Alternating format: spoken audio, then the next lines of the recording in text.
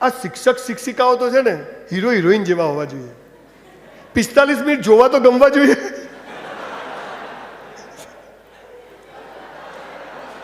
હે દાઢું વધ્યું અને ફોદું જબરજસ્ત ક્રાંતિની જરૂર છે આ દેશમાં. રોજ કસરત જમવાનું રાખ્યું છે. હા હમણાં જોજો બાજરી આખી ડીશ ભરશે હો. લગ્નમાં જાય આખી ડીશ ભરે હો. ભજીયા, સમોસા, પૂરી, કઢી. અલા પીઝા ખાધા કે પકડ. અલા પોણી ક્યો છે પેલી બાજુ ભિખારી બધું ખાયો. પછી કે ગેસ થઈ ગયો. સાલા બાટલો થઈ જશે ગેસ નહીં તું આખો. હાલા ભિખારી 151 કેટલું ખવાય? સાહેબ અન્નનો એક દાણો બગાડશો નહીં. અન્ન દેવતા છે. આજે જમો ને તમામ તાકાત એટલું લેજો પણ એઠું મૂકતા નહીં. આપણી થાળી ચાટી જવાની.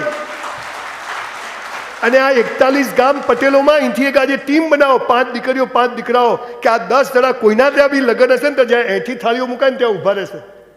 અને જે સાલો એઠું મૂકે ને ભરો સાલાને ખિસ્સામાં 6 કપડાં બગડતા સૂટ જ કરી લઈ જાય. કરશો ને સાહેબ તમે પટેલો જેટલું એઠું મૂકો છો ને કોઈ ગરીબની છોકરીના લગ્ન થઈ જાય બોસ. આ કરશો નહીં. તાકાત હોય એટલું ખાઓ, કસરત કરો. Your body must be in good shape. આ મસ્ત હોવા જોઈએ. હમણાં રાજકોટ ગઈ એક છોકરી કે સાહેબ પેલા મને હેરાન કરે છે. મેં તો ઉપાડી જ જાય લઈ જ શક્તિશાળી દીકરીઓ. મારી પાસે એવા એવા કેસો સુસાઇડના આવ્યા છે કે આંખમાં પાણી આવી જાય ને શરીરમાં ધ્રુજારી આવી જાય. તમે બહુ સેફ છો, બહુ સારી જગ્યાએ છો, પણ શક્તિશાળી બનજો. કોઈનો હાથ પકડો ને તો એ 4 બટકા ભરે ને તો છૂટે નહીં એટલો તાકાતવાળા બનજો. ઝાંસી કી રાણી ક્યો છે એક તો બતાવો. આઈબ્રો ને લટ ને ગીની એ કરવાનું એ જરૂરી છે પણ તાકાતવર. આમ કોઈને એક લાત મારો ને પગમાં તો બાથરૂમ થઈ જવું જોઈએ. પર્સમાં ચક્કુ રાખવાનું, સ્પ્રે રાખવાનું, બમ દઈને ફૂસ કરો.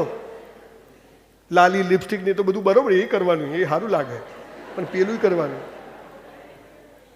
આ આપણા ધર્મ છે. બીજી અવસ્થા છે પૈસા કમાવા, જેના માટે તમે આજ ભેગા થયા છો. પરીક્ષાઓ આપવી, કલેક્ટર થવું, ડેપ્યુટી કલેક્ટર થવું, બિઝનેસ કરવો. આના માટે ભગવાને શું કીધું ખબર છે? હે મનુષ્ય, ઈમાનદારીથી પરીક્ષા આપવી, ઈમાનદારીથી ધંધો કરવો તારા હાથમાં છે. પાસ નપાસ થવું, નફો નુકસાન થવું મારા હાથમાં છે. ઈમાનદારીથી. તો પછી સફળ કેવી રીતે થવું? રસ્તો બતાવું. જેને સફળ થવું હોય ને પૈસા કમાવા એને એક રસ્તો બતાવી દઉં. અહીં લખી રાખજો. જે કરો તે બેસ્ટ કરો. જે કરો. બિઝનેસ નહીં, ભણવાનું નહીં. સવારે ઉઠ્યા, કરાગ્રે વસતે લક્ષ્મી કર મૂલે સરસ્વતી કર મધ્ય. હે ઈશ્વર તારો આભાર કે તે ઉઠાડી દીધા. કેમ? કેટલાય રાત્રે ઊંઘે હવાર ઉઠતા જ નથી.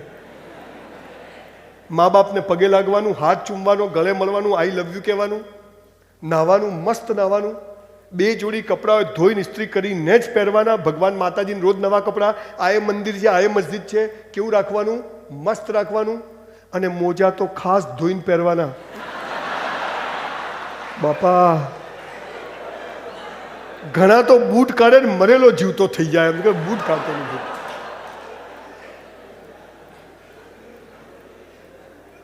જે કરો તે બેસ્ટ કરો. 11 વાગ્યાનો ટાઈમ આપો ને, 11:15 પહોંચી જવાનું. સાહેબ 1375 પ્રોગ્રામ કર્યા, 1 મિનિટ ક્યાંય મોડો નથી પહોંચતો, ઓન ટાઈમ પહોંચ્યો. આજે 20 નગરમાં મને 10 વાગ્યાનો ટાઈમ આપ્યો હતો. એમણે મને માઇક આપ્યું 11 વાગે, 11:15 મેં 11:30 પટાઈ દીધું, કેમ કે મેં તમને 12 સવા 12નો ટાઈમ આપ્યો હતો. આ કમિટમેન્ટ જીવનમાં છે. જે કરો તે બેસ્ટ કરો. પિક્ચર જોવા જાઓ ને, સિસોટી માતા ના આવડે જવાનું જ નહીં. હા શું બાપજીની કથા છે?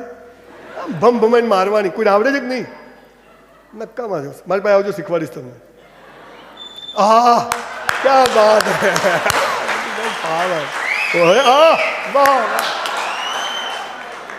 મારી સ્કૂલમાં તો સિસોટી મારવાના ક્લાસીસ રાખવાનો.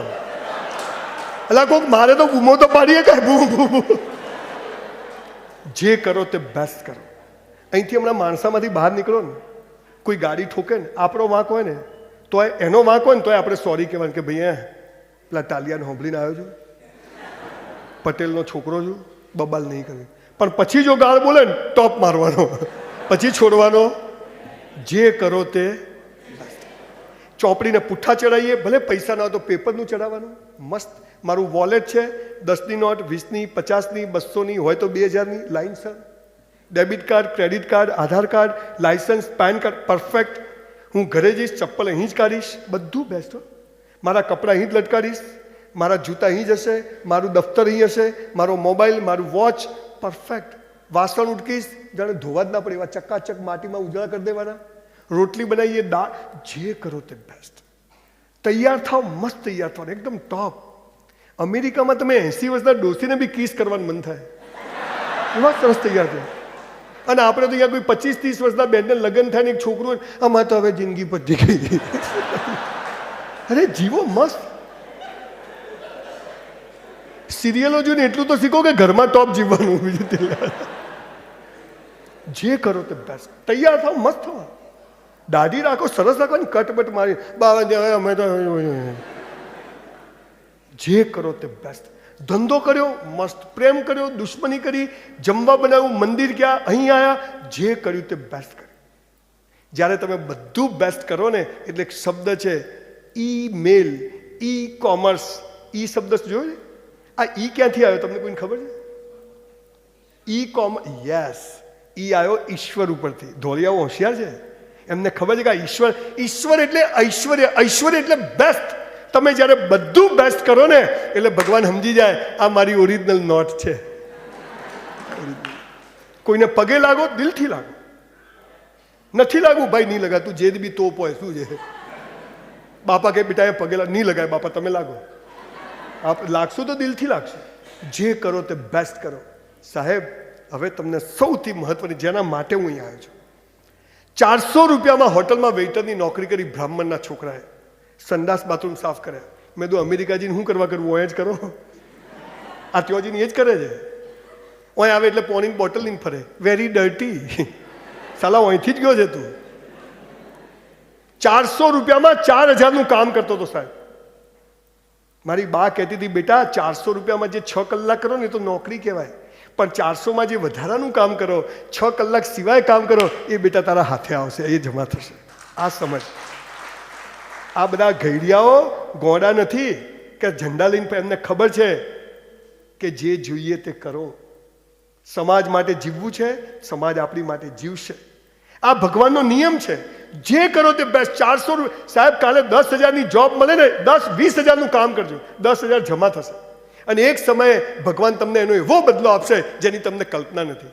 કાલે હું મોરબી હતો સાહેબ, ઓર્પેટ કંપની અજંતા, આપણા પટેલ જ છે, જયસુખભાઈ ને લોકોનું. સાહેબ તમને ખબર છે, એમના ફાધર શિક્ષક હતા. આખું ગામ શિક્ષક એ ઔધવજી કાકાને યાદ કરે. આજે એમના છોકરાઓના ત્યાં 8,000 લોકો કામ કરે છે સાહેબ. 8,000 લોકો કામ કરે, કેમ કે એમને શિક્ષક તરીકે બેસ્ટ પરફોર્મ કર્યું. જે કર્યું તે બેસ્ટ કર્યું. પોતાના છોકરાને ભણાવે કે ગામના. કોઈ દિવસ કહે કે ભગવાનના CCTV કેમેરા ચાલુ છે, એ જોવે જ છે. ધર્મરાજ ચોપડા લખે છે. આપણે આ કલયુગ, સંજયભાઈ કલયુગ છે બધું, એમ કરવું પડે એમ કેવો. ડફોળ બનાવે છે. હાલ સતયુગ છે, સાબિત કરી આપો. હાલ ટોપ ટાઈમ છે. પહેલા તમે સતયુગ કહો છો ને, હે હાલ કલયુગ કહો છો ને, સાબિત કરી આલું. ડફોળ બનાવે. પહેલા સતયુગમાં અયોધ્યાના રાજા કોણ હતા? રામ. રામની વાઈફને કોણ ઉપાડી ગયું? બોલો. અત્યારે આપણા રાજાની વાઈફને કોઈ ઉપાડી જાય? જો ફરવું ત્યાં ફરો. અલ્લાહ અત્યારે સતયુગ છે, પહેલા કલયુગ તો ભગવાનની વાઈફને ઉપાડી ગયા. તો વિચાર તો કરો. છોડો યાર, આજને જીવો. જે કરો તે બેસ્ટ કરો. ત્રીજી અવસ્થા છે પ્રેમ થવો, લગ્ન થવા. કુછ કુછ હોતા હૈ, જેના કારણે સમાજની પથારી ફરી ગઈ. 4 દીકરીઓનો બાપ છું. ત્રીજી અવસ્થા શું કહે છે ખબર છે જીવનસાથી વિશે? હે મનુષ્ય, તારા જન્મ સમયે તારો જીવનસાથી મેં નક્કી કરીને રાખ્યો છે. કૌંસમાં ફાફા મારવા નહીં. દેખાતા નથી.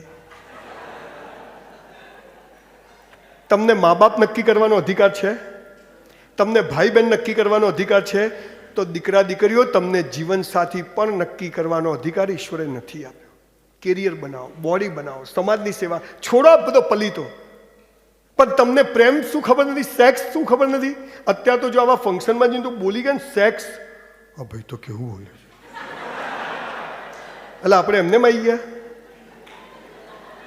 આ જરૂરી છે, આ નથી બોલે એમાં જ દાંત વળ્યો છે.